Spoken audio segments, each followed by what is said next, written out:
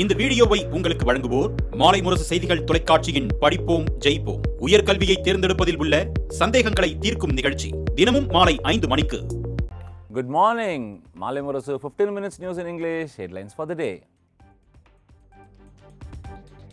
India executes precision strikes in Pakistan. Pakistan occupied Jammu Kashmir after Kashmir attack.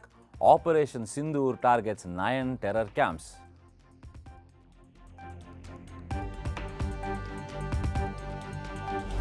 Operation Sindoor, for the first time since 1971 war, all three forces strike Pakistan.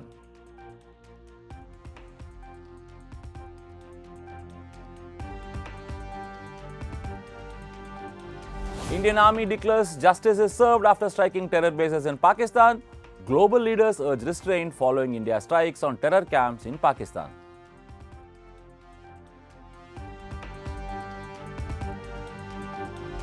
DMK will once again form government. People will reject calculations of opportunistic alliance, says Chief Minister Stalin.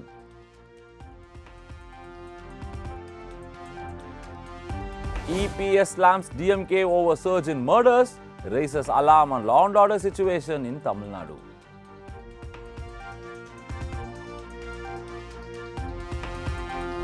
Confused CSK to play confident KKR today in an IPL match.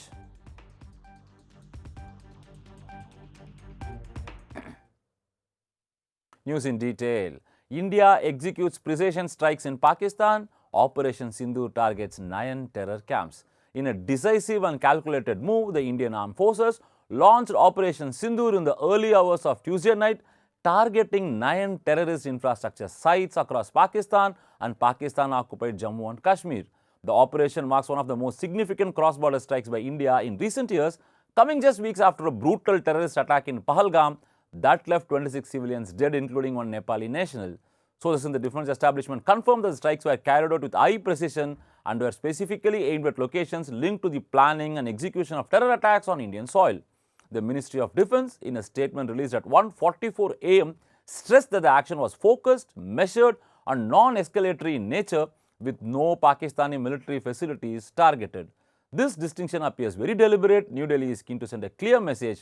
This is not an act of war, but a targeted counter-terror operation designed to hold those accountable for the Pahalgam massacre without provoking a wider conflict. Meanwhile, across the border, reports of multiple loud explosions rocked Muzaffarabad, the capital of Pakistan-administered Kashmir. Power outages were reported in the aftermath, and Pakistani military sources claim India used missiles in 3 separate attacks, but official damage assessments remains unclear. Operation Sindoor, for the first time since 1971 war, all three forces strike Pakistan. 2 weeks after the horrific Pahalgam terror attack, the Indian Army, Navy and Air Force, in a joint operation, carried out precise missile strikes early Tuesday night on 9 terror targets in Pakistan and Pakistan-occupied Kashmir. This is the first time since the 1971 war that all the 3 defense services have been used together against Pakistan. Precision strike weapon systems of the 3 forces, Indian Army, Navy and Air Force, were used in the attacks, sources said. The forces used kamikaze drones, also known as loitering ammunitions, weapons designed to crash into a target, typically carrying a warhead.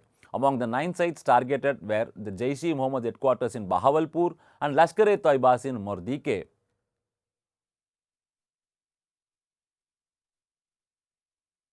DMK will once again form government. People will reject calculations of the opportunistic alliance, says Chief Minister Stalin. Tamil Nadu Chief Minister and ruling DMK President M.K. Stalin on Tuesday exuded confidence that his party will once again form the government after the 2026 polls in the state, and that calculations of those who had forged an opportunistic alliance will be proven wrong by the people. In a letter to partymen coinciding with the DMK government stepping into 5th year on May 7, Stalin also exhorted the party workers to work actively for the DMK's victory over the next year. The party's 4-year performance that was marked by a welfare government would ensure DMK's win, Stalin said. Those who had forged an opportunistic alliance and repeatedly betrayed Tamil Nadu and their discreet allies are desperate to see DMK's defeat. People with their calculations will prove them wrong, he said in the letter, without naming anyone. Edappadi Palaniswamy slams DMK government over surge in murders, raises alarm on law and order situation in Tamil Nadu. AIDMK General Secretary and leader of the opposition Edappadi K. Palaniswamy has strongly criticized the ruling DMK government over a reported spike in violent crimes across Tamil Nadu. Citing 5 murders that took place within 24-hour span, EPS questioned the state's law and order under Chief Minister M.K. Stalin's leadership.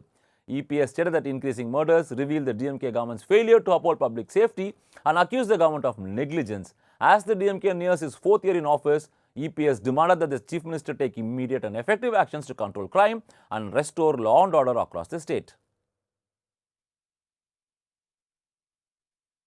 Gaganyaan mission slated for first quarter of 2027, says ISRO Chief Narayanan. The launch of India's maiden human spaceflight Gaganyaan has been pushed to the first quarter of 2027, nearly 5 years later than the original schedule, as it races to ace technologies for such complex projects. The first uncrewed mission of the Gaganyaan project is expected to be launched later this year, which will be followed by 2 more similar missions in 2026, ISRO Chairman V. Narayanan said at a press conference. The first crewed mission is targeted for the first quarter of 2027, he said, and added ISRO would send a half-humanoid robo, Vyomitra, as part of the uncrewed mission before sending astronauts to low Earth orbit. Prime Minister Narendra Modi had announced the Gaganyaan project during his Independence Day address in 2018 and set a target of 2022 for achieving India's maiden human space flight. Friedrich Merz becomes Germany's Chancellor. Friedrich Merz succeeded Tuesday in his bid to become the next German Chancellor during a second vote in Parliament, hours after he suffered a historic defeat in the first round. The Conservative leader had been expected to smoothly win the vote to become Germany's 10th Chancellor since World War II. No candidate for Chancellor in post-war Germany had failed to win on the first ballot. Merz received 325 votes in his second ballot, and he needed a majority of 316 out of 630 votes in a secret ballot, but only received 310 in the first round, well short of the 328 seats held by his coalition. Ukrainian President Vladimir Zelensky said Tuesday he seeks more European and transatlantic leadership from Germany following Friedrich Merz's win to become the country's 10th Chancellor. Gujarat downs Mumbai Indians in a thriller. Gujarat Titans reclaimed the top spot after beating Mumbai Indians in a rain-hit IPL match at the Wankhede Stadium on Wednesday midnight. GT were 132 for 6, needed 24 runs over the last 2 overs before rain returned at the Wankhede Stadium. However, as the player assumed, Gujarat Titans were given a revised target of 147, that is 15 of 6 balls, which they achieved on the final ball. Earlier, Will Jack scored a half-century, but MI failed to capitalize on the opportunities to be restricted to 155 for 8, following a clinical bowling display by Gujarat Titans. Jack had to walk in the middle early after Ryan Rickelton's dismissal, and he made the most of his chances to score his maiden half-century for the Mumbai Indians. Both the teams are tied with 14 points, but MI have played 11 games as compared to Gujarat Titans' 10. Confused Chennai Super Kings to play confident Kolkata Knight Riders today in an IPL match. The Kolkata Knight Riders are set to host Chennai Super Kings at Eden Gardens today for match 57 of the IPL 2025. With CSK already eliminated from playoff contention, KKR aims to keep their postseason hopes alive by securing a win in this crucial encounter. KKR enters the match with momentum, having edged out Rajasthan Royals by a single run in a thrilling finish the other night. The batting lineup featuring Rahmanullah Gurbaz, Sunil Narine and Andre Russell have shown resilience, while the bowling unit led by Varun Chakravarti continues to pose challenges for the opponents. On the other hand, CSK under the leadership of MS Dhoni seeks to salvage some pride after a narrow loss to Royal Challengers Bengaluru.